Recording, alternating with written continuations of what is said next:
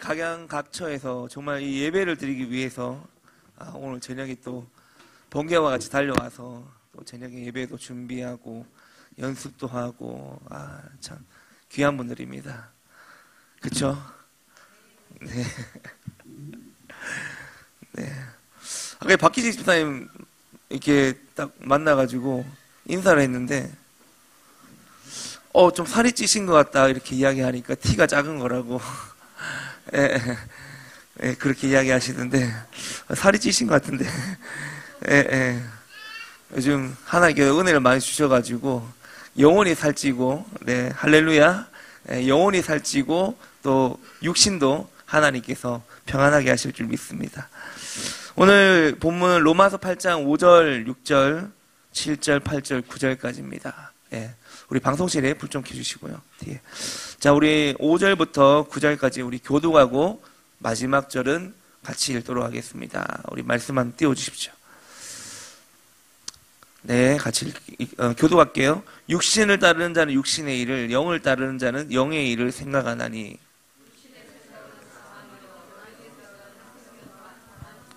육신의 생각은 하나님과 원수가 되나니 이는 하나님의 법에 굴복하지 아니할 뿐 아니라 할 수도 없습니다.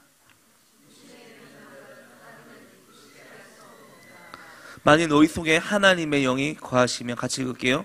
너희가 육신에 있지 아니하고 영에 있나니 누구든지 그리스도의 영이 없으면 그리스도의 사람이 아니라. 아멘. 여러분, 이 한 주 동안에 이제 뭐 비상계엄이고 여러 가지 이제 뭐 성관이 문제도 있고 정치적인 문제가 있지만 여러분, 우리는 이 모든 상황을 팩트로 판단하는 것이 아니라 진리의 말씀으로 이걸 들여다봐야 될 줄 믿습니다. 여러분, 진리로 들여다보면 우리는 기도할 수밖에 없는 거예요. 여러분, 수많은 어떤 소리와 부정적인 말들과 나쁜 생각이 들어온다 할지라도 여러분, 우리가 진리에 초점 맞추고 하나님 마음에 초점 맞춘다면 여러분, 눈물이 날 수밖에 없습니다. 기도할 수밖에 없어요. 여러분, 이 땅의 소망은 예수 그리스도밖에 없습니다. 자, 오늘 본문 말씀 로마서 8장인데요. 로마서는 전부 몇 장으로 이루어졌죠? 16장으로 이루어졌죠. 자, 그 가운데 가장 핵심적인 장 하나를 꼽으라 한다면 오늘 읽은 이 8장입니다. 이 대부분 목회자들이 이 로마서 8장을 다이아몬드 반지에 비유를 하는데요. 이 로마서를 다이아몬드 반지라고 한다면 이 로마서 8장은 이 다이아몬드 가운데 박혀있는, 저는 다이아는 아니에요. 그냥 보석입니다. 뭔지 모르겠어요. 그거 알고 사지 않기 때문에. 아무튼 이 반지에 박혀져 있는 다이아 보석이라고 이렇게 이야기를 합니다. 이처럼 이 로마서 8장 말씀이 굉장히 성경에도 중요한 입지에 있고 귀한 말씀인데 오늘 본문 5절 6절입니다. 5절 6절 우리 같이 한번 읽겠습니다. 시작. 육신을 따르는 자는 육신의 일을, 영을 따르는 자는 영의 일을 생각하나니 육신의 생각은 사망이요 영의 생각은 생명과 평안이니라. 아멘. 자, 사도 바울은 인간을 두 종류로 나눴습니다. 육에 속한 자와 영에 속한 자가 있다는 겁니다. 여러분은 육에 속한 자입니까? 영에 속한 자입니까? 아멘. 할렐루야. 우리는 영에 속한 자예요. 우리의 소속은 이 땅이 아닙니다. 하늘입니다. 믿습니까? 네. 자, 이 육에 속한 자는 육의 일만 생각하는데 결국 어떻게 된다는 거예요? 육에 속한 자는 마침은 뭐라고 합니까? 사망이라 하잖아요. 육에 속한 자의 마침은 사망입니다. 육의 생각은 사망이요. 영에 속한 자는 영의 일을 생각하는데 결국은 어떻게 된다고요? 생명과 평안을 얻게 된다고요. 여러분, 육신을 따라가면 결국의 마침은 사망입니다. 그러나 우리가 영을 생각하고 영을 따라가면 우리 심령 가운데 뭐가 생긴다고요? 생명과 평안이 생긴다고요. 자, 이와 같이 인간을 두 종류로 구분했는데 우리 크리스천도 두 종류로 구분할 수 있습니다. 여러분 가운데에도 어떤 사람은 육에 속한 사람일 수 있고 어떤 사람은 영에 속한 사람일 수 있습니다. 자, 본문의 방점은 뭐냐면 생각이에요, 생각. 육에 속한 사람의 생각, 영에 속한 사람의 생각, 이 생각이 중요하다는 겁니다. 생각이. 여러분, 한 사람의 생명과 운명은 그 사람의 생각 여하에 달려 있습니다. 이 생각이 그만큼 중요한 거예요. 여러분, 지혜서로 알려진 잠언서 23장 7절에 보면 이런 말씀이 나와요. 잠언 23장 7절에 대저 그 마음의 생각이 어떠하면 그 위인도 그러한즉. 자, 뭐라고 하냐면 세 번역을 이렇게 해요. 무릇 그 마음의 생각이 어떠하면 그의 사람됨도 그러하니. 다시 말하면 무슨 말이에요? 그 생각이 그 사람이라는 거예요. 그 생각이. 그 사람이 말하는 것이 그 사람이라는 겁니다. 여러분, 우리는 이와 비슷한 말을 수도 없이 들었어요.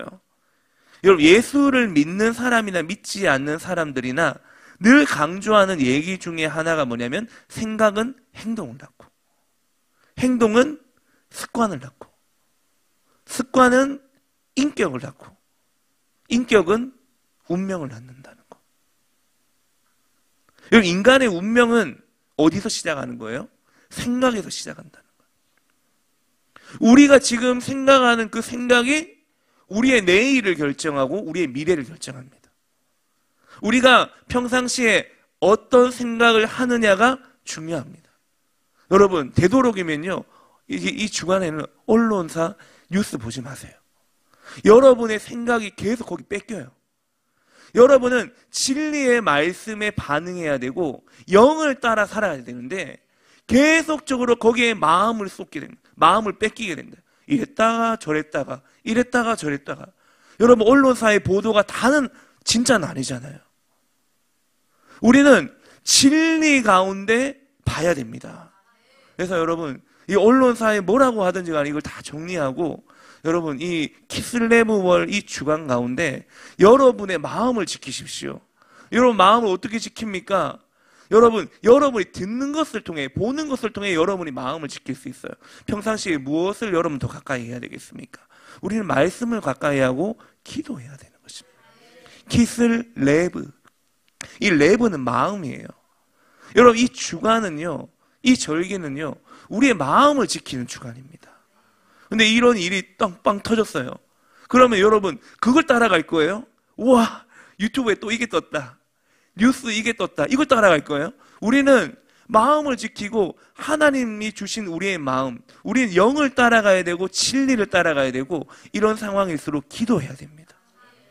마음을 다잡고 기도하는 게 우리의 부르심이에요.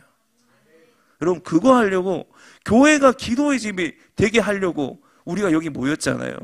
우리가 이 주간에 해야 되는 게 뭡니까? 기도해야 되는 거예요. 이 자리가 구국재단이 돼야 됩니다. 나라를 살리고 이 나라 경제를 살리고 이 백성들을 구원하는 재단이 돼야 되는 것입니다. 여러분, 우리는 기도하고 예배하는 우리의 부르심을 잊으면 안 돼요. 왜 우리가 기도하고 예배합니까? 하늘에서 이루어진 것이 이 땅 가운데 이루어지기를 원하기 때문에 우리가 기도하는 거예요. 내 뜻이 이루어지는 것이 아니라 아버지의 뜻이 이 땅에 이루어지길 원하기 때문에 우리가 기도하고 예배하는 것입니다. 여러분, 우리의 부르심을 잊으면 안 돼요. 세상이 점점 각박해지고 환란이 오고 혼란 가운데 있고 세상이 어지럽다 하더라도 우리가 놓치지 말아야 되는 것은 기도와 예배예요. 여러분, 우리는 그거 하기 위해서 여기 모인 겁니다. 세상이 어떻게 돌아가느냐 우리에게 중요하지 않아요. 그것은 우리의 기도의 대상인 것입니다. 여러분, 이 땅에서 마귀가 하는 일이 있어요. 마귀가 하는 일이 있습니다. 사단이 하는 일이 있어요. 여러분, 사단 마귀가 가만히 있지 않습니다. 이미 예수님 오셨을 때 사단은 박살이 났어요. 그러나 사단은 그냥 있지 않아요. 2000년이 흘렀지만 사단은 계속적으로 일해왔습니다. 초대교회 때도 일해왔고요. 교회 안에 이 세배가 같은 자들이 들어와서 교회를 혼미케 했고요. 초대교회 때도 수많은 이단들이 있었잖아요. 영지주의도 있고 바리새파, 사두개파, 희한한 사람들이 막 일어나가지고 진리를 흐렸던 그 시대가 있습니다. 그러나 여러분, 초대교회 때만 끝난 게 아니라 그 시대가 지나고 난 다음에 중세 시대가 되고 지금까지 여러분, 귀신은 한 번도 쉰 적이 없어요. 여러분은 쉰 적이 있습니까? 여러분은 신 적이 있죠. 저도 신 적이 있어요. 근데 귀신은 한 번도 신 적이 없습니다. 여러분, 귀신이 하는 일이 뭔지 아세요? 계속적으로 우리에게 생각을 주입시키는 거예요. 나쁜 생각, 부정적인 감정들, 죄 짓는 것들, 그것들을 우리에게 심는 것이 사단이 지금도 하는 일이라는 거예요. 여러분, 요한복음 13장 2절 보세요. 요한복음 13장 2절에 보면 뭐라고 하냐면은, 마귀가 벌써 시몬의 아들 가룟 유다의 마음에 뭘 넣었다고요? 예수를 팔려는 생각을 넣었다고, 생각을. 여러분, 이 생각이라는 영역은요, 귀신들이 장난칠 수 있는 영역입니다. 생각을 바꾸면, 여러분, 사람들이 왜 자살하는 줄 알아요? 귀신이 계속 속삭이기 때문에 그래요. 제가 젊었을 때, 21살 때 제가 자살 충동을 경험했어요. 공황장애 너무 심해가지고 제가 했던 게 뭐냐면은 아파트 꼭대기에 올라갔다 내려왔다 하는 거였어요. 네. 제가 공황장애가 와가지고 너무 심해서. 근데 그때는 병원에 가서 정신과 상담을 해도 선생님이 공황장애인지 몰라요. 말을 안 해. 왜? 그때는 공황장애라는 단어가 없었거든요. 그래서 선생님이 우울증이 심하다. 그렇게 해서 약을 지어주고 그 약을 받아와서 먹고. 제가 병원에 가서 정신과 병원, 그 대학병원이거든요. 가서 딱 줄 서잖아요. 근데 제가 청년 때 모자 푹 눌러 쓰고 거기 접수 딱 하니까는 거기에 있는 간호사가요, 다른 사람들 다 제껴놓고 저를 제일 먼저 넣어줘요. 네. 간호사가 봐도 제가 제일 심각한 거예요, 심각해. 그래서 의사 선생님 만나가지고 상담하면 30분 동안 이야기했어요, 30분 동안. 그 환자가 20명 대기하는데 의사 선생님이 A4 용지 하나 꺼내가서 쭉 적어요, 제 상태를. 근데 A4 용지 2장 적어요. 그래도 답이 없어요. 답이 없어. 그때 제 마음에 어떤 마음이었냐면, 나는 다리에서 떨어져도 아프지 않겠다. 계속적으로 마귀가 뭘 집어넣었어요? 생각을 집어넣었어요. 그래서 제가 아파트 옥상에도 올라가니까요, 귀신이 저한테 뭐라고 속삭인 줄 알아요? 너 뛰어내려도 안 아파. 여러분, 마귀는요, 우리의 생각에 침투한다는 거예요. 여러분, 왜 가룟 유다가 예수님을 팔았습니까? 마귀가 생각을 집어넣었다는 거예요, 생각을. 여러분, 이 생각이라는 영역이요, 여러분, 이거 우리가 지켜야 되는 거예요. 그래서 성경이 뭐라고 합니까? 모든 생각을 사로잡아 그리스도 예수 앞에 복종하게 하라. 여러분, 우리가 생각을 어떻게 하느냐, 다시 말하면 우리가 어떤 마음가짐을 먹느냐에 따라 우리의 앞이 바뀌는 거예요. 근데 가룟 유다는 어떤 생각을 품었던 거예요? 예수를 팔려는 생각을 품어서 예수님을 은삼십냥에 팔아버린 거예요. 생각 때문에 그런 거예요, 생각을. 여러분, 회개하다라는 단어가 헬라어로 메타노이아라는 단어입니다. 이 메타노이아라는 단어는 뜻을 바꾼다, 생각을 바꾼다, 행동을 바꾼다, 이런 의미예요. 이 메타노이아라는 말은 방향을 틀어버린다는 거예요, 방향을. 그러니까 이 회개라는 것은요, 우리가 방향을 틀어버리는 거예요. 죄 짓는 길로 가다가 이제 반대길로 가는 겁니다. 하나님께로 돌아가는 거예요. 여호와께로 돌아가는 거, 히브리어로 슈브라고 하죠. 돌아가는 것, 헬라어로 메타노이아, 돌이킨다는 거예요. 여러분, 죄 짓는 생각을 했던 사람들이 하나님의 영광을 위해서 내가 이제는 하나님의 영광을 위해 살겠다라는 생각을 바꾸는 것, 이게 회개라는 거예요, 회개. 여러분, 죄 짓는 행동을 하던 사람이 하나님의 영광을 위해서, 하나님의 사명을 감당하기 위해서 행동을 바꾸는 것, 그것이 회개라는 거예요. 이사야 55장 7절에 보면 이런 말씀이 나와요. 55장 7절에 같이 한번 읽겠습니다. 악인은 그의 길을, 불의한 자는 그의 생각을 버리고 여호와께 돌아오라. 그리하면 그가 긍휼히 여기시리라. 우리 하나님께로 돌아오라. 그가 너그럽게 용서하시리라. 아멘. 자, 여기도 적혀 있잖아요. 악인은 그의 길을, 불의한 자는 그의 뭘 버리라고요? 생각을 버려요, 생각을. 생각만 버리면 너가 의로워질 수 있다는 거예요. 생각만 버리면 네가 의롭게 살 수 있다는 거예요.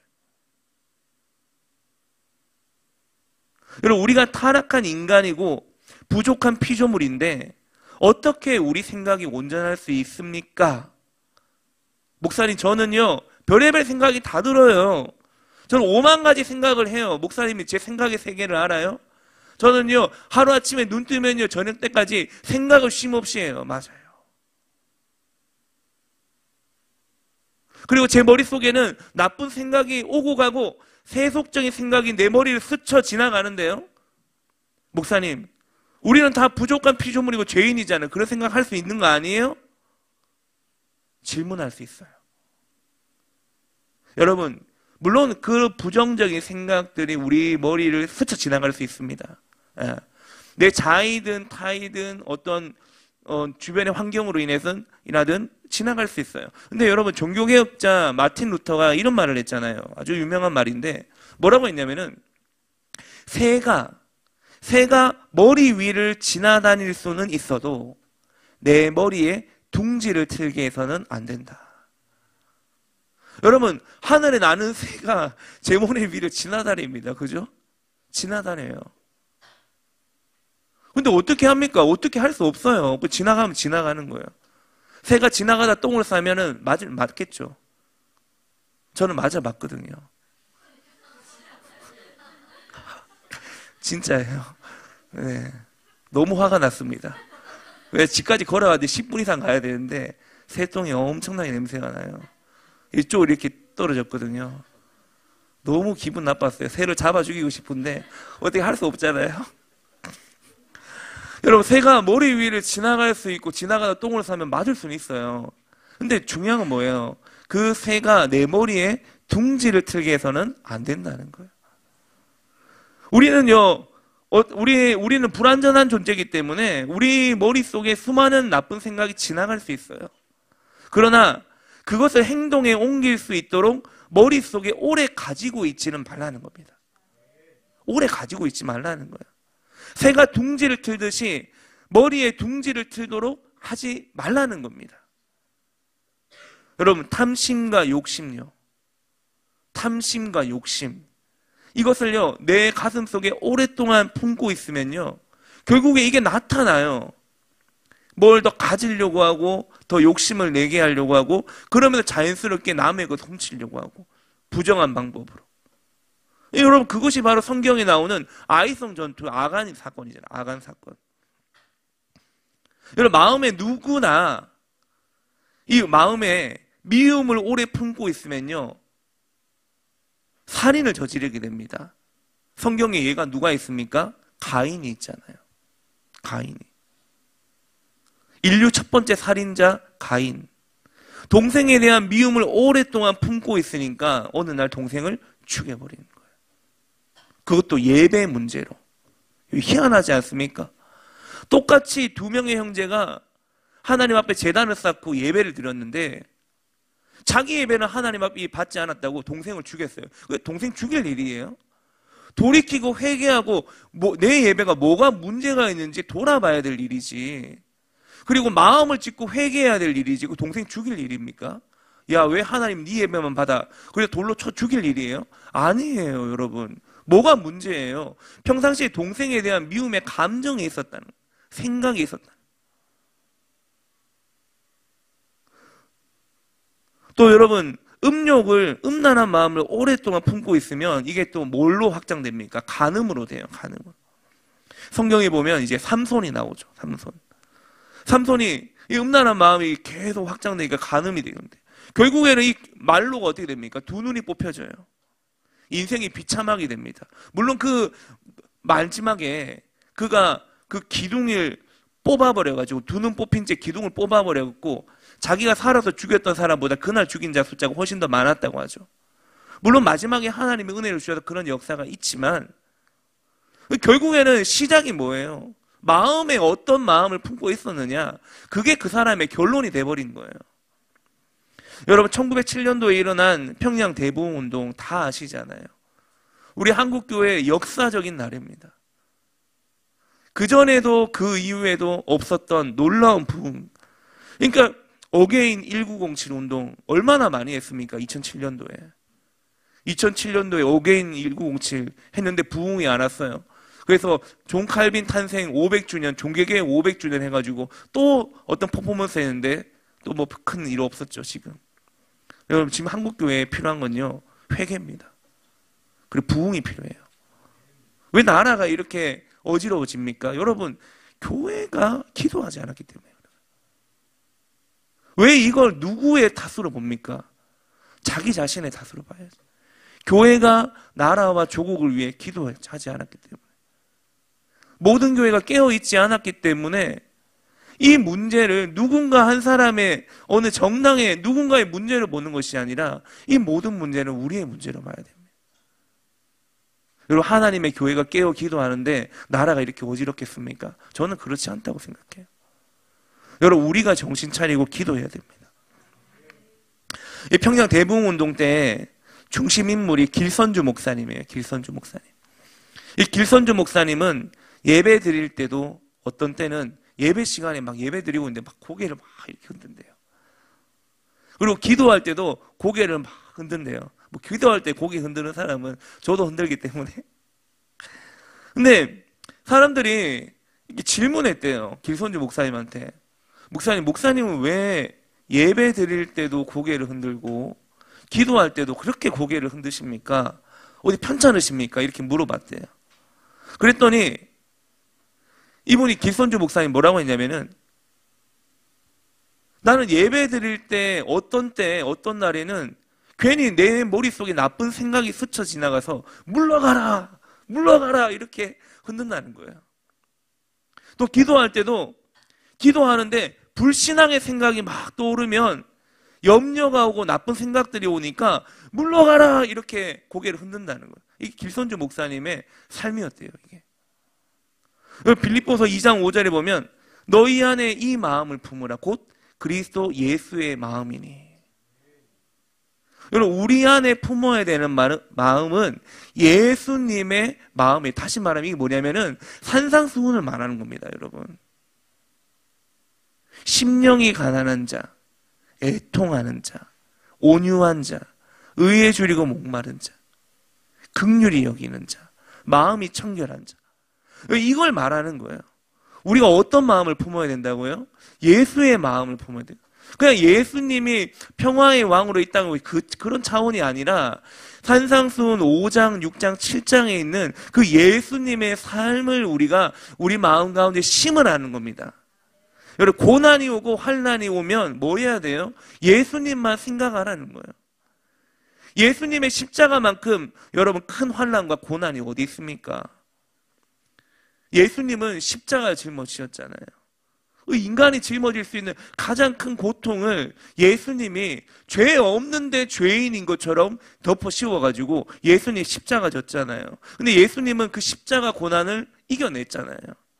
그래서 우리를 구원해 주셨잖아요. 또 여러분, 예수님이 이 땅에 사해 가실 때 얼마나 많은 사람들에게 배반당했습니까?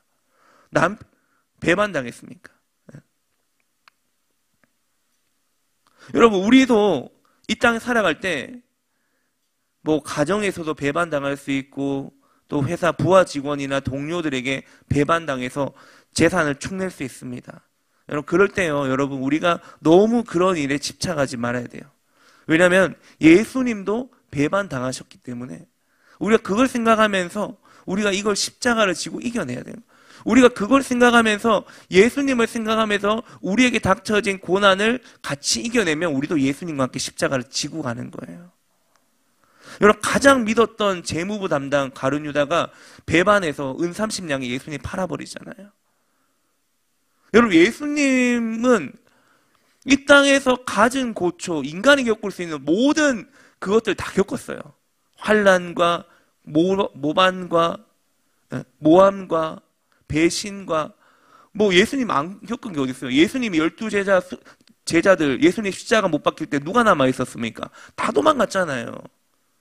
예수님이 평생 동안 그 3년, 평생이라고 하기에 3년 반이죠. 3년이죠. 그 3년 반 동안 예수님이 사역하면서 길러냈던 그 12명의 제자도 예수님 십자가 못 박히고 도망가 버리는데 얼마나 예수님 마음에는 고통스럽겠습니까? 그래서 여러분, 우리가 예수님을 생각해야 된다. 어떤 억울한 일이 우리한테 온다 할지라도 우리가 그걸 너무 집착하지 말고 예수님을 생각해야 돼요. 믿음의 주요 온전하게 하신 예수를 바라보자 그랬잖아요. 예수님을 바라봐요. 여러분, 예수님이 빌라도 재판장에서 얼마나 억울한 재판을 당했습니까? 죄 하나도 없는데 야유당했잖아요. 죄 하나도 없는데 침뱉음 당해요. 조롱당해요. 십자가 처형 받았어요. 불의한 대우를 받았어요. 억울하잖아요. 얼마나 억울해요. 그러나 여러분, 용서가 안 될 때에도 우리는 예수님을 생각해야 됩니다. 예수님은 자기를 죽이는 자들을 위해서도 십자가에서 그 모진 고난을 당하셨는데 마지막 결산이 뭐였어요? 예수님이 그 모진 고난을 당하고 예수님이 마지막 하신 말이 뭐예요? 내가 받았는 거 100배로 받아라. 그렇게 했습니까? 아니에요. 예수님은 마지막 십자가 결산이 뭐예요? 용서했어요. 아버지, 저들이 지금 하고 있는 짓, 저들이 지금 아무것도 모르고 하고 있는 겁니다. 알지 못하고 저러는 거예요. 주님, 용서해 주세요. 그게 예수님의 기도잖아요. 여러분, 우리가 예수님을 생각할 때 육에 속한 일들을 극복할 수 있습니다. 육신에 일어나는 혈기들을 우리가 예수님을 생각할 때 제어할 수 있다는 겁니다.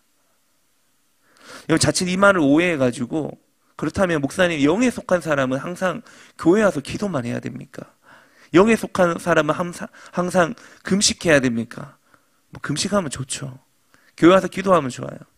근데 우리가 여러분, 영에 속한 사람이라고 해서, 영의 사람이라고 해서 늘 교회에 와서 살라는 얘기가 아니에요. 기도할 때 집에서 기도하는 것보다 교회 와서 기도하는 게 훨씬 낫습니다. 그죠? 기도를 해본 분들은 다 느낄 거예요. 하지만 여러분, 우리 삶 가운데 다 직장에 있고 일터가 있잖아요. 직장에서 일하고 있는데 어떻게 중간에 어려웠고 마음이 힘들다고 교회 와서 기도하겠습니까? 쉽지 않아요. 그때는 어떻게 해야 되냐면 우리가 직장에서 예수님을 계속 묵상해야 돼요. 생각해야 돼요. 돈 벌면서도 예수님을 생각하고 공부하면서도 예수님을 생각해야 돼요. 여러분, 우리의 모든 관심은 예수님과 연결돼야 됩니다. 모든 생각의 고리는 예수님과, 우리의 모든 관심과 우리의 모든 언행과 우리의 모든 말들은 예수님과 연결돼요. 다시 말하면 무슨 말이냐면 예수님은 진리잖아요. 예수님이 요한복음 14장 6절에서 내가 곧 길이요 진리요 생명이라고 그랬잖아요. 우리는 여러분, 우리가 하는 말과 생각은 전부 다 이 진리의 말씀으로 정렬돼야 된다는 겁니다. 다시 말할까요? 토라로 정렬돼야 돼요. 여러분, 우리는 모든 생각을 사로잡아 예수님께 복종해야 되고 예수님이 하셨던 그 말씀의 길로 우리는 따라가야 돼요. 너무 여러분, 육신의 혈기가 올라온다 하더라도 여러분, 우리가 제어할 수 있어야 됩니다. 자, 오늘 본문 7절 8절 보십시오. 자, 7절 8절 같이 한번 읽겠습니다. 시작. 육신의 생각은 하나님과 원수가 되나니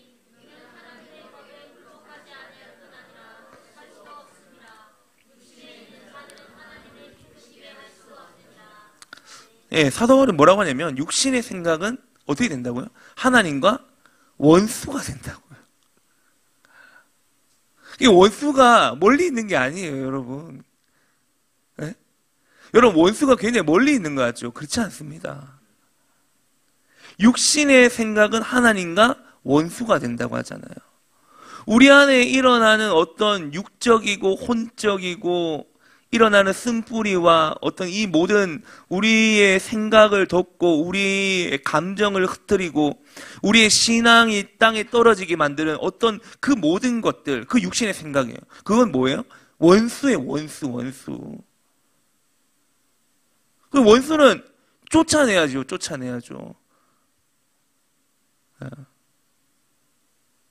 자, 원수가 되나니 이는 왜냐하면 하나님의 법에 굴복하지 아니할 뿐 아니라 할 수도 없습니다. 그러니까 여러분, 육신에 속한 사람은요, 하나님 말씀을 못 따라갑니다. 무슨 말인지 아시겠어요? 육신에 속한 사람은요, 내 육신대로 살고자 하는 사람은요, 하나님의 법에 굴복하지 않아요. 가인이 하나님 법에 굴복했습니까? 굴복했으면 그렇게 안 하지. 무슨 말인지 아시겠어요? 따라합니다. 육신을 치자. 예. 육신을 쳐야 돼요. 여러분 고린도전서 9장 27절에 보면 내 영이 내 육신을 치는 거예요. 예. 왜 내 영이 내 육을 쳐야 됩니까? 내가 내 몸을 친다 그랬거든요. 그게 뭐냐면 원어적으로 보면 영이 내 안에 있는 내 영이 내 육을 친다는 거예요. 그러니까 영의 사람이 되기 위해서 육신을 쳐야 된다는 거예요. 영적으로. 왜 쳐야 되냐? 왜 쳐야 돼요? 이 영이 내 육을 쳐야지 우리가 하나님 말씀 앞에 굴복하게 되는 거거든요. 여러분, 우리는 육신에 속해 있기 때문에 끊임없이 육신대로 살려고 움직이게 돼 있어요. 예. 왜? 우리는 육에 살고 있잖아요, 몸에. 몸이 원하는 대로, 편한 대로 게으르고, 졸고, 좀 더 자자, 좀 더 놀자. 이게 육신의 본능이라고요. 여러분이 만약에 영에 속한 사람이 아니면 사실 이 자리에 올 이유가 없어요. 예. 그죠? 주일날 예배할 이유가 없어요. 왜? 세상 사람들처럼 내 몸이 원하는 대로 캠핑하고 가서 밖에 가서 고기 구워 먹고 사람들 만나고 친교하고. 근데 우리는 주일 성수 하는 게 뭐예요? 금요일날 이 자리에 나오는 게 뭐예요? 기도의 집에 나와서 예배하는 게 뭐예요? 기도 자리 나오는 게 뭐예요? 내 영이 내 육을 치는 거예요. 깨어나라고. 깨어나라고. 내 영아 깰지어다. 예, 깨우는 거라고요. 여러분, 사도 바울이 이렇게 말하잖아요. 육신에 속한 사람은 하나님을 기쁘시게 할 수 없다. 8절에. 육신에 속한 사람은 하나님을 기쁘시게 할 수 없다. 여러분, 인간이 사는 목적이 뭐예요? 왜 우리가 살고 있습니까? 우리가 살아가는 목적. 웨스트민스터 신앙고백문 제1문 1답이 뭐예요? 사람은 하나님의 영광을 위해 창조됐던 거예요. 사람의 제일 된 목적이 뭐냐? 이게 질문이거든요. 답이 뭐예요? 우리는 하나님의 영광을 위해서 창조됐다. 이게 무슨 말이에요? 하나님을 기쁘시게 하기 위해 우리가 창조됐다는 거예요. 그래서 존 칼빈은 하나님의 영광이라 했거든요. 하나님의 영광을 위해서 우리가 사는 것입니다. 여러분, 하나님의 영광을 위해서 우리 학생들은 공부를 해야 되는 것이고, 어른들은 직장을 생활을 하는 것이고, 사업체를 운영하는 겁니다. 여러분, 우리의 존재 이유는 하나님께 영광 돌려드리기 위해서예요. 하나님을 기쁘시게 하기 위해서예요. 근데 이렇게 하나님을 기쁘시게 할 수 있는 사람은 어떤 사람이라고요? 육에 속한 사람인가요? 영에 속한 사람이라는 거예요. 여러분, 절대 육에 속한 사람은 하나님 기쁘시게 할 수 없습니다. 절대 할 수 없어요. 왜? 진리니까. 이거는 진리는 변하지 않잖아요. 갈라디아서 5장 19절로 21절에 보면 육에 속한 자에 대해서 구체적으로 이렇게 말합니다. 바울이. 같이 한번 읽겠습니다. 시작. 육체의 일은 분명하니 곧 음행과 더러운 것,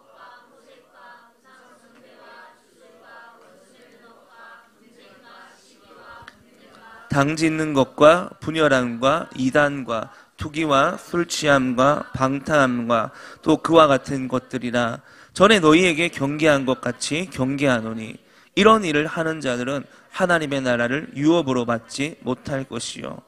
아멘. 자, 결론은 이거예요. 결론은 육에 속한 일을 행하는 사람들은 결론적으로 어떻게 된다고요? 하나님 나라를 못 간다는 겁니다. 하나님의 나라를 유업으로 받지 못한다. 무슨 말이에요? 구원받지 못한다는. 다시 말하면 천국에 들어가지 못한다는 거예요. 자, 그러면 어떤 사람은 이런 질문합니다. 아주 쉽게 이렇게 질문하죠. 아니, 사도 바울은 믿음으로 구원받는다 했지 않냐? 은혜로 구원받는다 했지 않냐? 그러면 행함이 뭐냐? 자, 이렇게 질문합니다. 이게 루터가 이야기했던 거거든요. 루터가 이제 오직 믿음, 오직 믿음. 이제 종교개혁의 아주 큰 슬로건이자, 또 이게 이제 장점이 있고 단점이 있습니다. 너무 이걸 지나치게 강조해 놓으니까 믿음만 있으면 다 천국 가는 거 아니냐. 그렇지 않아요. 여러분, 바울이 말하는 건 그게 아닙니다. 루터도 말했지만, 그렇게 말했지만, 여러분, 그렇게 말하긴 했지만, 여러분, 그게 다가 아니에요. 여러분, 바울 서신 보세요. 어디 여러분, 바울 서신 보면은 행함이 좋지 않아도, 죄를 수없이 지어도 믿음만 가지면, 은혜만 가지면, 천국 간다, 구원받는다, 이런 내용이 있습니까? 없어요, 여러분. 없습니다. 여러분, 이런 이야기는요, 구원파가 하는 이야기예요, 구원파가. 여러분, 영에 속한 사람은요, 영에 속한 사람답게 살아야 됩니다. 근데 무슨 말인지 아시겠어요? 하나님의 자녀는 하나님의 자녀답게 살 때 세상이 우리를 볼 때 하나님의 자녀라고 인정해 주는 거예요. 하나님이 우리를 보실 때 인정해 주는 겁니다. 무슨 말인지 아시겠어요? 여러분, 우리가 하나님 자녀답게 산다는 게 뭐예요?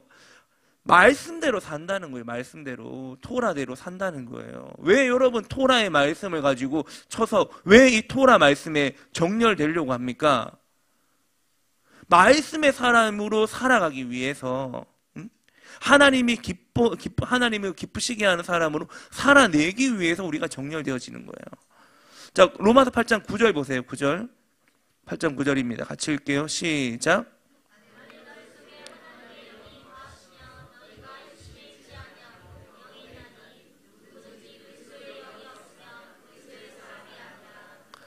자, 여러분, 우리가 잘 알아야 되는데, 여러분, 로마서는요, 불신자한테 주는 책이 아닙니다. 전혀 교회를 다니지도 않고 관심도 없는 그런 사람에게 이 로마서를 준 게 아니라, 로마에 있는 성도들에게 바울이 쓴 서신이에요. 이 교회 다니는 사람들입니다. 근데 바울이 뭐라고 하냐면, 만일 너희 속에 하나님의 영이 거하시면 너희가 육신에 있지 않고, 무슨 말이에요? 야, 너희 안에 진짜 하나님의 영이 있고 너희가 예수의 사람이고 토라의 사람이라면 너희 육신대로 살지 않아. 이 말이에요, 이 말.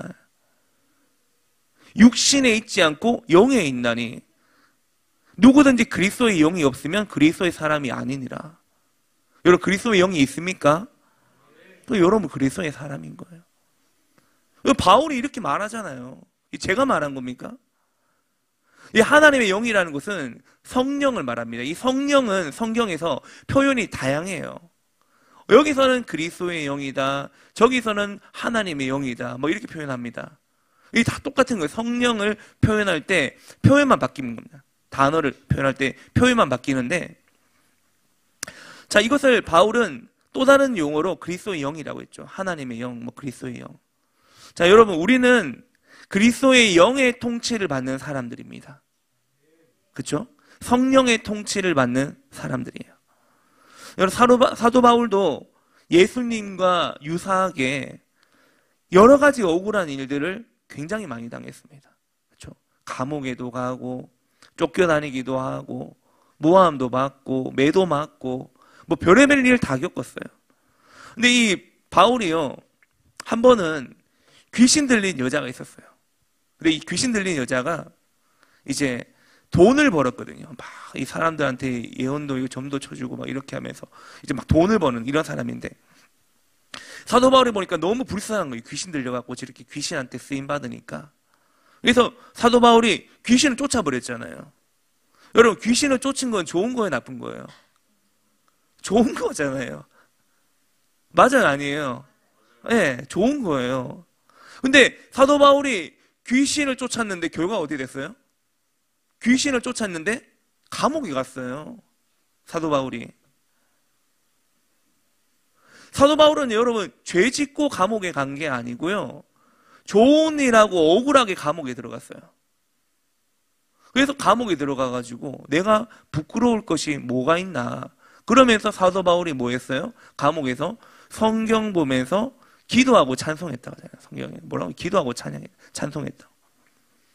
이 억울한 일을 당해서 감옥에 들어가서 기도하고 찬송하기 시작하니까 어떤 일이 일어납니까? 놀라운 기적과 이적이 일어나잖아요. 진동하게 되고 감옥 문이 열려지게 되고, 그때 일어나서 이제 복음을 전하면서 이렇게 말하잖아요. 주 예수를 믿으라. 그리하면 너와 네 집이 구원을 얻으리라.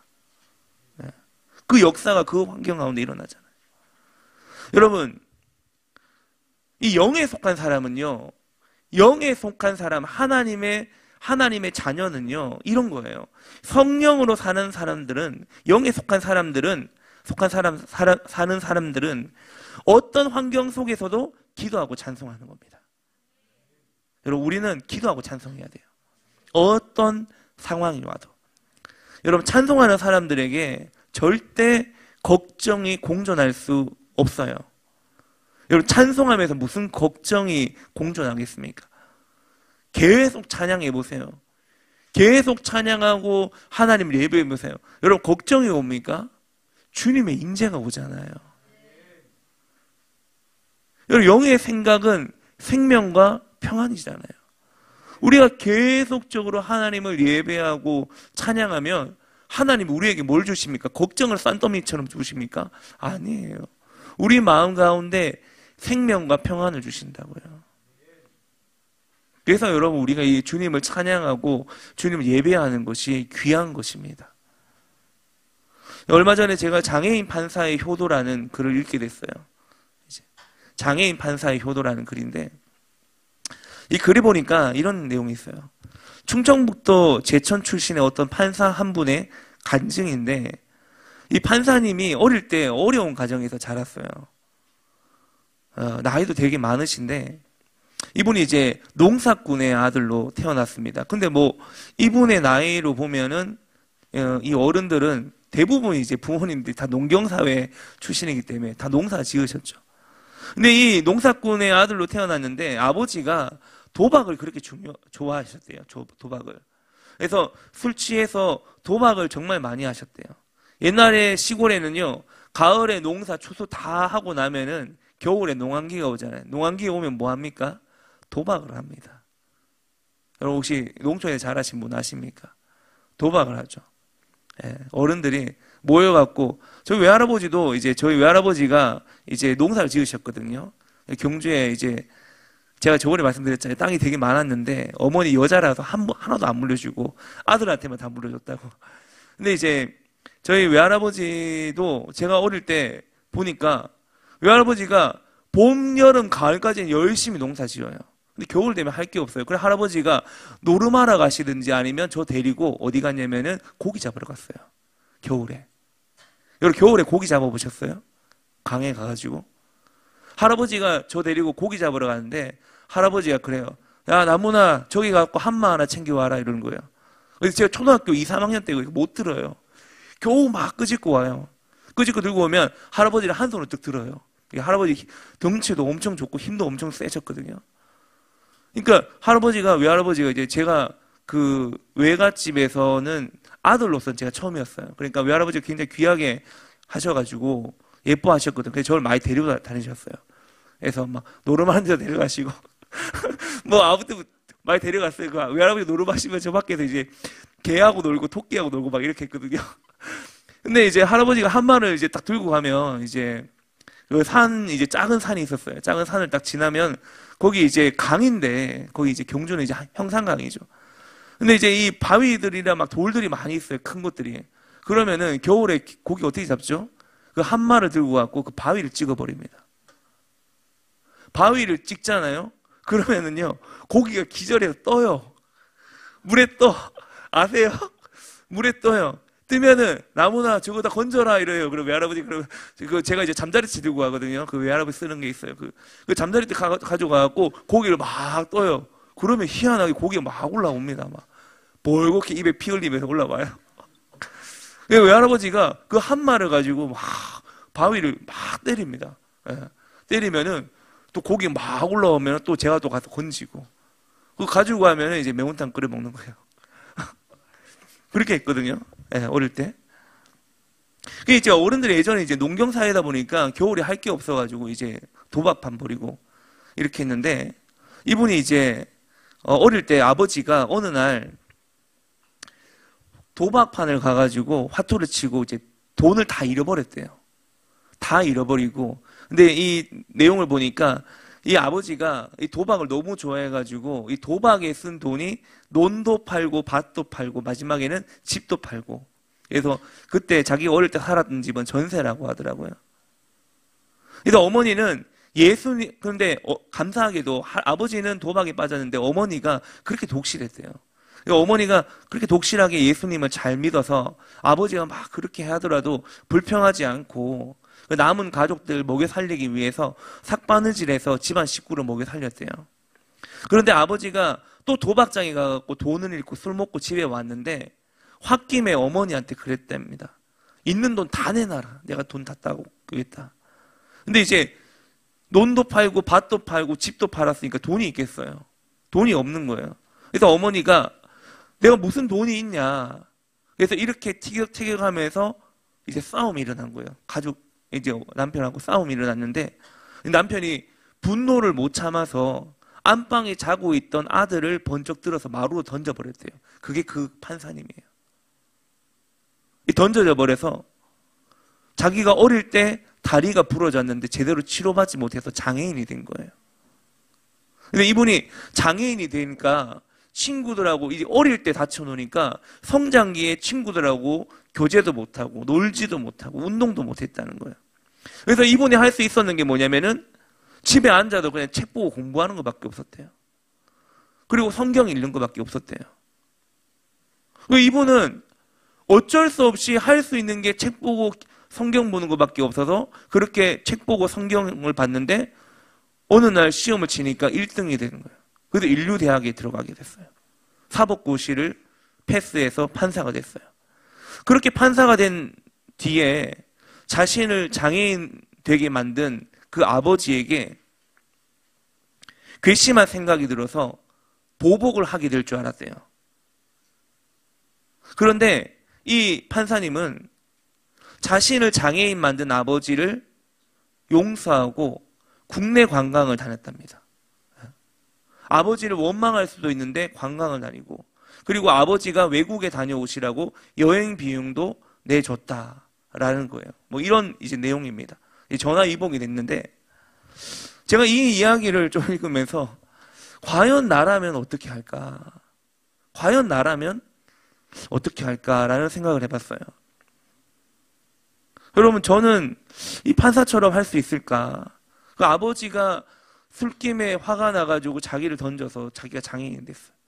수십 년 동안 그렇게 세상 밖에 다니지 못하고 자기는 공부만 했지만 공부만 하고 그렇게 외롭게 살았어요.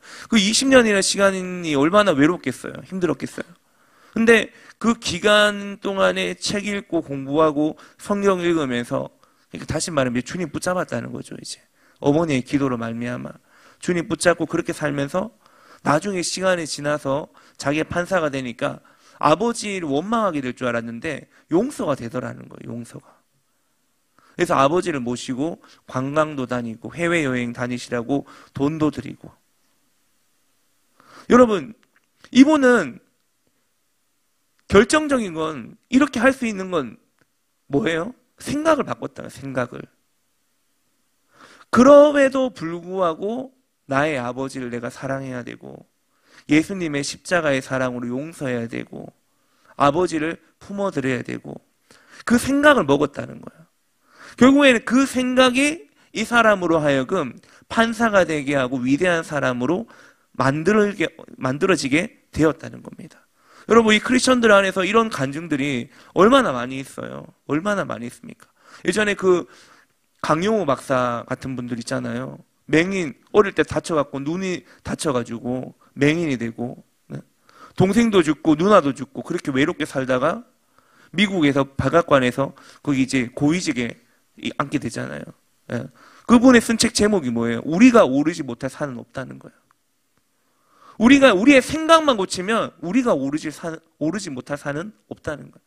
결국에는 뭘 고쳐야 된다는 거예요? 생각 고쳐야 생각을. 마음 먹기에 달렸다는 거예요. 이 판사님은요, 생각의 차원이 다른 거예요. 생각의 차원이 다른 거예요. 오늘 성경에 보면 이런 말씀 나오잖아요. 그리스도의 영이 없으면 그리스도의 사람이 아니라. 자, 이 말은 그리스도가 여러분 안에, 여러분이 그리스도 안에 있다는 겁니다. 우리는 지금, 여러분, 기독교는 다른 종교와는 다르게 신비적인 부분이 있어요. 그것을 사도 바울이 뭐라고 표현했냐면, in Christ라고 표현했습니다. 그리스도 안에. 이 그리스도 안에, 내가 그리스도 안에 있고 그리스도가 내 안에 있는 사람이 바로 영에 속한 사람입니다. 내가 그리스도 안에 있고 그리스도가 내 안에 있는 사람이 영에 속한 사람이라는 거예요. 여러분, 어떤 아이가요, 엄마를 따라서 대형마트에 갔대요. 근데 이 아이도 처음 보는 이 대형마트 가면은 굉장히 구경할 게 많잖아요. 그죠? 양산에도 저기 시외버스 터미널 가니까 제가 한 몇 달 전에 이제 밑에 주동행교회 목사님하고 이제 밥 먹으면서 이야기했는데, 이분은 이제 거기 저기 어느 그 순복음교회 출신이거든요. 금정구에 있는 순복음교회 부교육자이셨는데, 그 부교육자 하다가 이제 교회 개척하셨어요. 그래서 이야기를 하는데 그 양산에 이마트 이야기가 나왔거든요. 이마트 이야기가 나와서 이제 이마트 이야기 쭉 했는데, 이분이 뭐라고 하냐면 자기 부산에 그 금정구 있을 때 있었던 그 이마트보다 양산의 이마트가 훨씬 좋다고, 훨씬 더 볼 게 많다, 이런 이야기를 했었는데, 여러분, 이 마트에 가면 정말 구경할 것들이 굉장히 많잖아요. 우리의 정신을 빼앗습니다. 생각을 빼앗죠. 근데 어떤 아이가 이제 엄마와 같이 이렇게 대형마트에 들어갔는데, 들어가니까 이제 너무 좋은 게 많아가지고, 너무 휘황찬란한 게 너무 많으니까 정신을 빼앗긴 거예요. 그래서 엄마하고 같이 들어가는데 엄마가 어디 있는지 생각하지도 않고 구경할 물건만 생각하고 막 다녔대요. 자기가 보고 싶은 물건에만 막 집중하며 다녔대요. 그렇게 한참을 돌아다니다 보니까는 엄마 생각이 났대요. 근데 엄마를 찾으니까 엄마가 보이진 않더래요. 그래서 엄마라고 불렀대요. 엄마! 근데 엄마가 없는 거예요. 그때부터 이 아이는 놀라기 시작하는 거예요. 심장이 빨리 시작하고요. 뛰기 시작하고요. 두려움과 공포가 몰려오기 시작해요. 근데 울기 시작하는 거예요. 대형마트에서 물건 구경하다가 그만 엄마를 잃어버린 거예요. 너무 두려워서 계속 엄마, 엄마, 엄마 이렇게 울었대요. 그러자 엄마가 근처에서 아가야 울지 마. 엄마 여기 있어. 라고 했대요. 엄마는요, 이 꼬마가 어디로 가는지 계속 뒤따라 다니는 거예요. 그 아이들은 너무 작으니까, 여러분, 그 이든이가 막 돌아다니면은 이 고개 들고 막 우리 다 보겠습니까? 못 보잖아요. 그러니까 정신 팔린 거예요. 주변에 자기 눈에 보이는 거예요. 근데 이제 엄마가 어딘지 모르고 이제 막 뛰어다니는데, 알고 보니까 엄마는 계속 따라다녔다는 거예요. 뒤에 있었다는 거예요. 여러분, 마찬가지예요. 저는 이 아이의 모습을 보면서 어른도 똑같다는 생각이 들었어요. 여러분도 어떤 때는 세상이 재미가 있으면요, 예수님을 잊어버려요. 세상이 너무 재미있으면요, 예수님 잊어버립니다.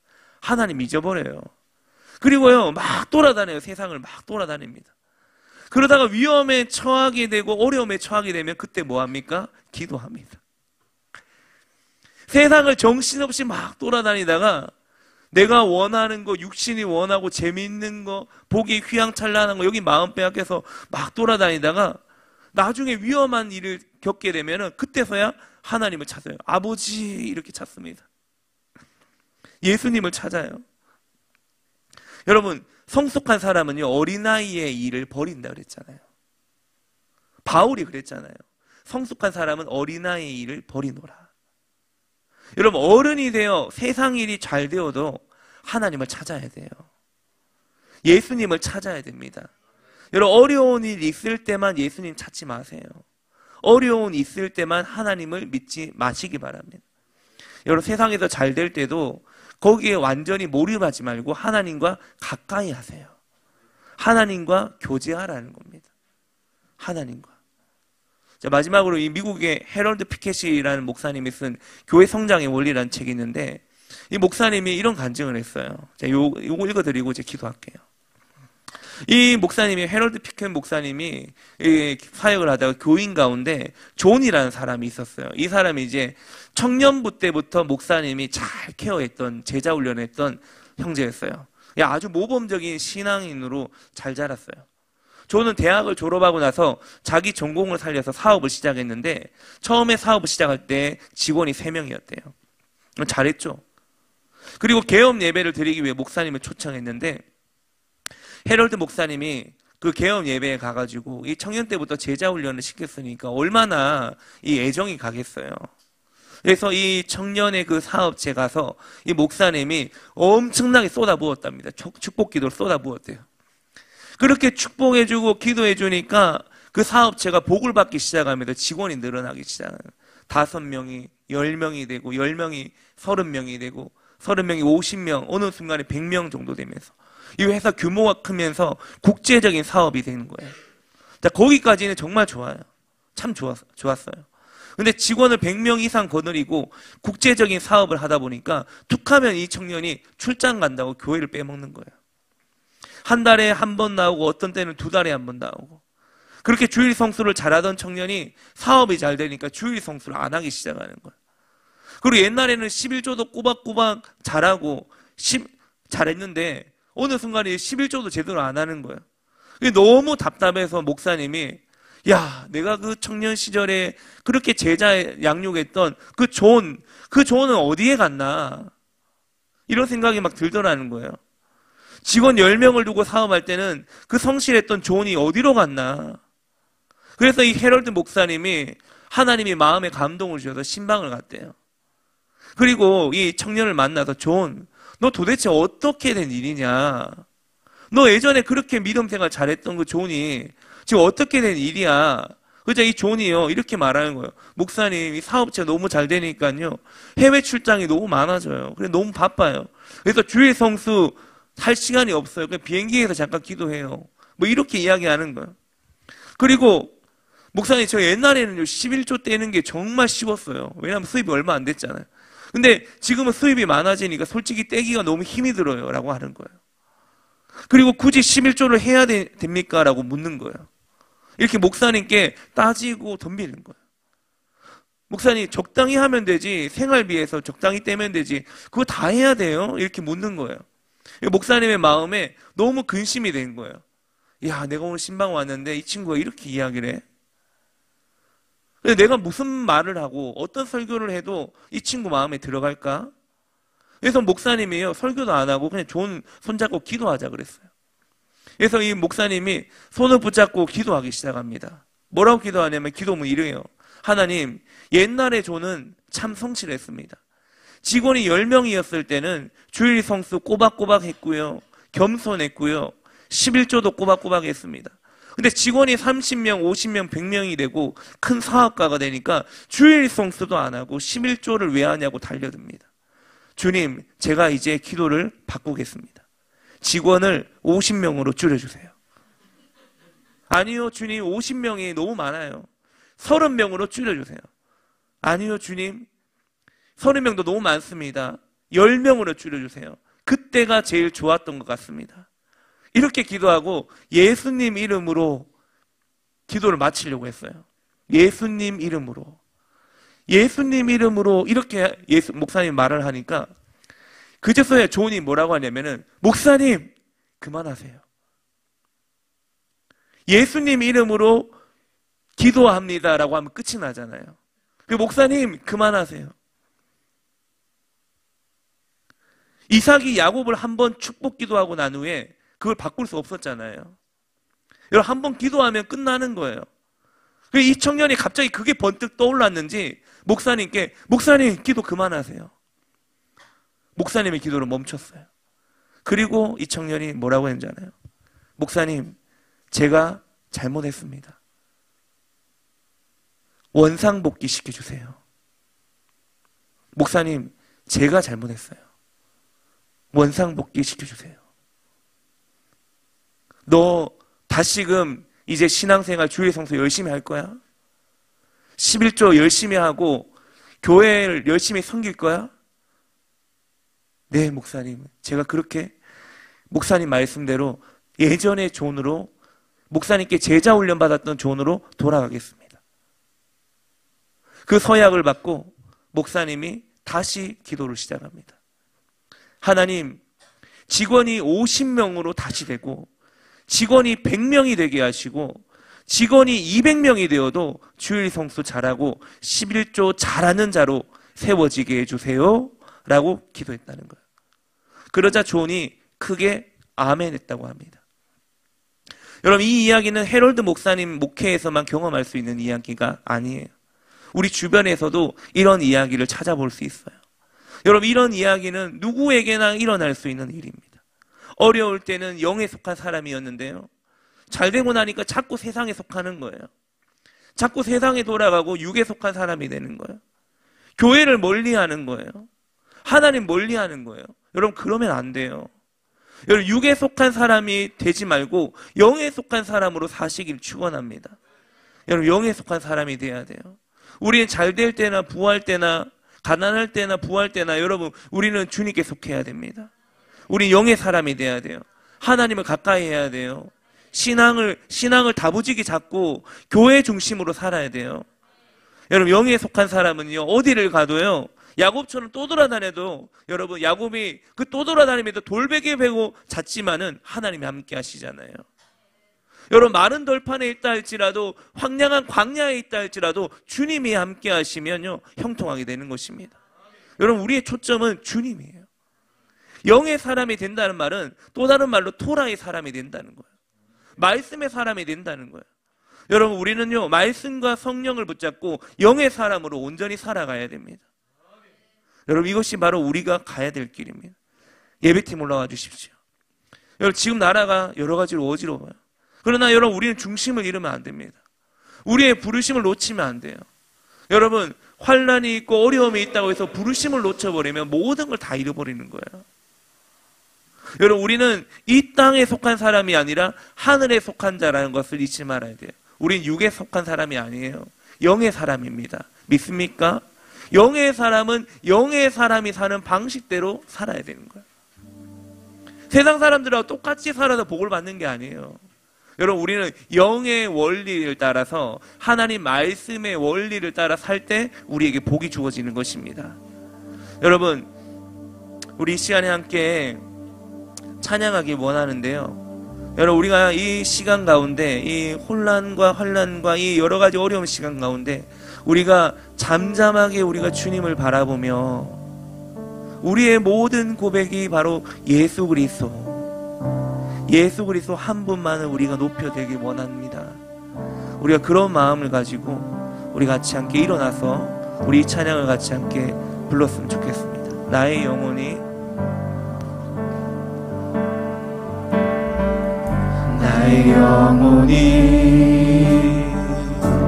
잠잠히 하나님만 바라며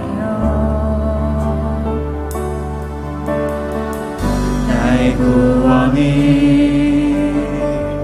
그에게서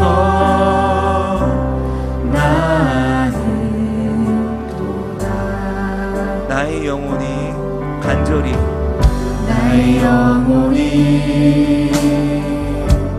간절히 여호와를 갈망하며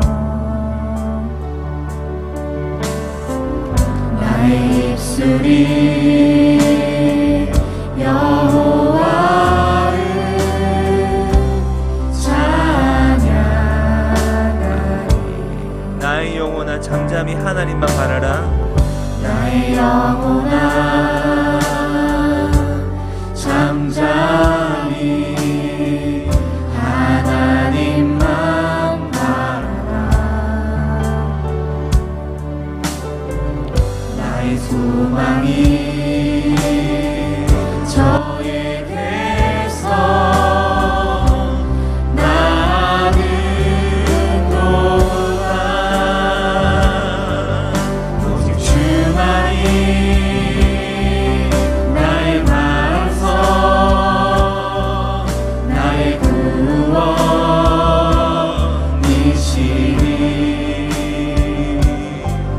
오직 주만이 나의 산성 내가 요동치 아니하리.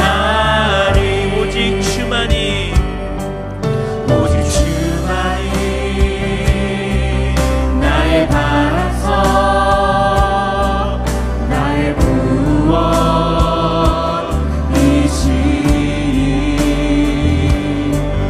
오직 주만이 나의 산성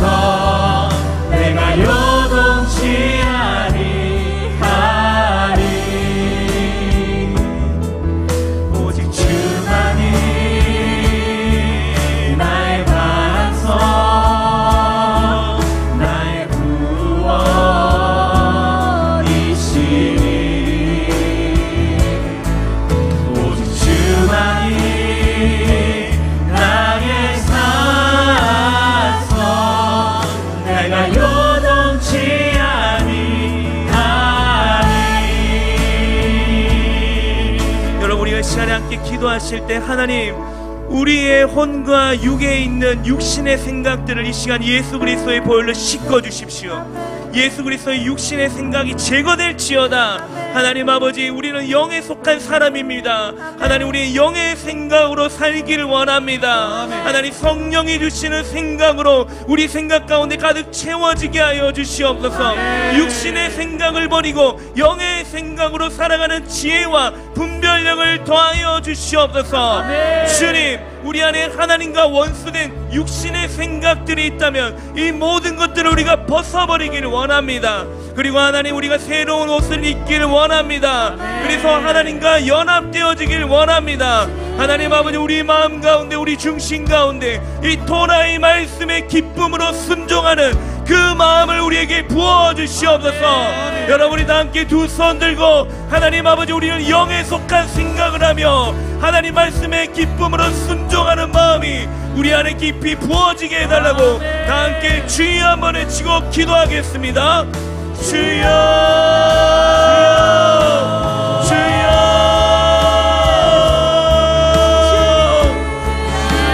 주님, 주님, 하나님 아버지, 주님, 우리는 영에 속한 자입니다. 하나님 아버지, 우리는 세상의 환난과 상황에 개의치 않고 우리는 영에 속한 자, 하나님에 속한 자입니다. 하나님 아버지, 우리 세상의 귀를 닫고 우리는 영에 속한 자로서 하나님 아버지, 이 땅의 기도와 예배로 우리가 중보할 것이며 하나님 아버지, 우리는 영에 속한 자입니다. 하나님 아버지, 영에 속한 하나님 영의 생각으로 우리가 정멸되게 하여 주시옵소서. 하나님 아버지, 영의 말씀으로 우리를 정멸시켜 주십시오. 하나님, 우리는 요동하지 않을 것입니다. 우리의 기도와 예배는 쉬지 않을 것입니다. 우리는 요동하지 않을 것입니다. 하나님, 이 땅에 전쟁이 일어나고 환난이 와도 우리는 요동하지 않으며 우리는 기도와 예배로 주님을 바라볼 것입니다. 우리는 기도와 예배로 주님을 집중할 것입니다. 우리는 주님께 초점을 맞추며 주님을 바라보며 주님의 뜻이 이 땅 가운데 이루어지길 기도할 것입니다. 하늘이 널널이 떨어지고 환난이 와도 우리는 주님을 바라볼 것입니다. 하나님, 우리는 주님을 바라볼 것입니다. 주님, 우리는 주님을 바라볼 것입니다. 주님을 바라볼 것입니다. 우리는 흔들리지 않을 것입니다. 우리는 흔들리지 않을 것입니다. 주님이 우리의 산성이요 우리의 반성이시고 우리는 요동하지 않을 것입니다. 우리는 끊임없이 기도와 예배의 재단을 쌓아나갈 것입니다. 하나님 아버지, 우리의 부르심을 기도하는 것입니다. 우리의 부르심을 이 땅을 위해 기도하는 것입니다. 하나님 아버지, 우리가 버스킹 예배를 하며 여기까지 왔다는 걸 우리가 잊지 않고 우리는 이 땅을 위해 증거하며 나라를 위해 증거하며 이 땅의 위정자들을 위해 기도하며 증거하는 것이 하나님 아버지, 우리의 부르심입니다. 하나님, 우리는 흔들리지 않을 것입니다.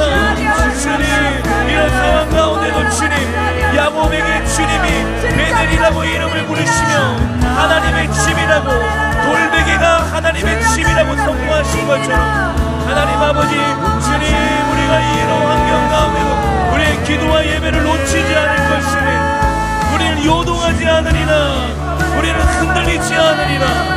주님, 우리는 흔들리지 않을 것입니다. 주님, 우리의 부르심의 유업을 우리는 묵묵히 이어나갈 것입니다. 우리는 부르심을 이어나갈 것입니다. 끊임없이 이어나갈 것입니다. 우리는 흔들리지 않을 것입니다. 하나님 아버지, 우리의 부르심은 기도와 예배입니다. 교회가 기도의 집이 되는 것입니다. 하나님 아버지, 우리의 부르심의 유업을 우리는 끝까지 달려나갈 것입니다. 하나님 아버지, 어떤 환난과 환경이 아버지 우리를 막지 못하면 우리는 부르심의 공동체며 우리는 부르심의 유업을 이어갈 것입니다. 하나님 아버지, 주님, 우리 흔들리지 않을 것입니다. 우리는 달려갈 것입니다. 하나님, 우리는 돌파할 것입니다. 하나님 아버지, 거대한 적들이 벽을 세워놨다 할지라도 우리는 주님과 함께 일어나 넘어갈 것이며 브레이크스루 뚫어낼 것이며 하나님 아버지, 이겨낼 것입니다. 하나님 아버지, 주님, 우리를 이겨낼 것입니다. 주님, 주는 나의 것, 나는 주의 것, 우리 주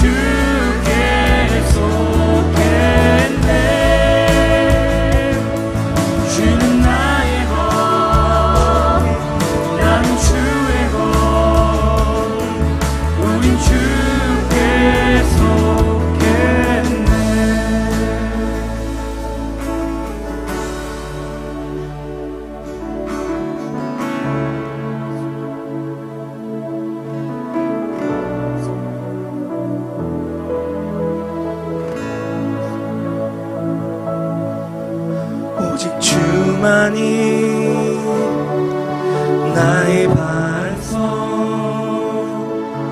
나의 구원이시니 오직 주만이 나의 산성 내가 요동치 아니하리 오직 주만이 나의 반석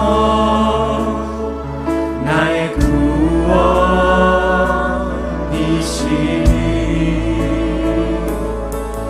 오직 주만이 나의 산성 내가 요동치 아니하리 우리 한 번 더 고백합시다 오직 주만이 나의 산성 나의 구원이시니 오직 주만이 나의 산성 내가 요동치 아니하리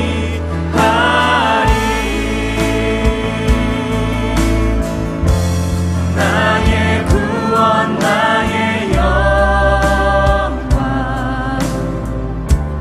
하나님께 있으니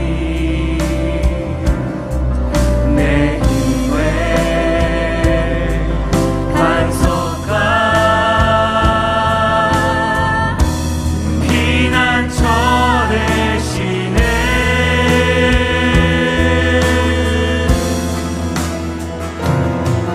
오직 주만이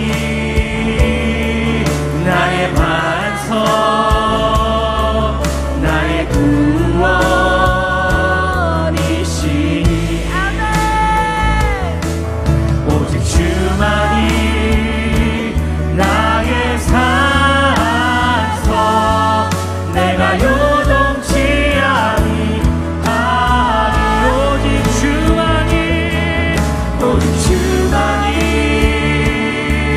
나의 반석 나의 구원이시니 오직 주만이 나의 산성 내가 요동치 아니하리 오직 주만이 나의 반석 나의 구원이시니